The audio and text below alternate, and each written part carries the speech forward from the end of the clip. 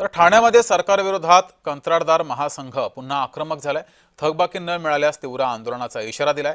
अनेक वर्षांपासून थकबाकी मिळत नसल्यानं कंत्राटदार नाराज आहेत।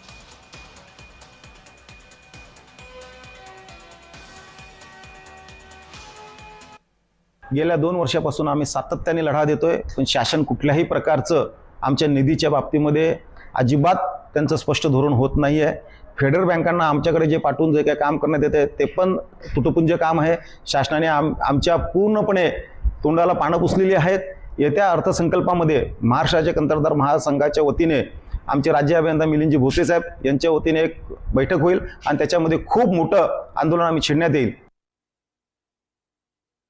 ठाण्यामध्ये सरकारविरोधात कंत्राटदार महासंघ आक्रमक झालेला आहे। थकबाकी न मिळाल्यानं हे कंत्राटदार आक्रमक झालेले आहेत आणि थकबाकी मिळाली नाही तर तीव्र आंदोलन करू असा इशाराही या कंत्राटदारांनी दिला आहे। ठाण्यामध्ये सरकारविरोधात हे कंत्राटदार आक्रमक झाले। कंत्राटदार महासंघ आक्रमक झालेला आहे आणि आंदोलन करण्याचा इशारा दिला आहे। थकबाकी न मिळाल्यास तीव्र आंदोलनाचा इशारा या महासंघानं दिला आहे।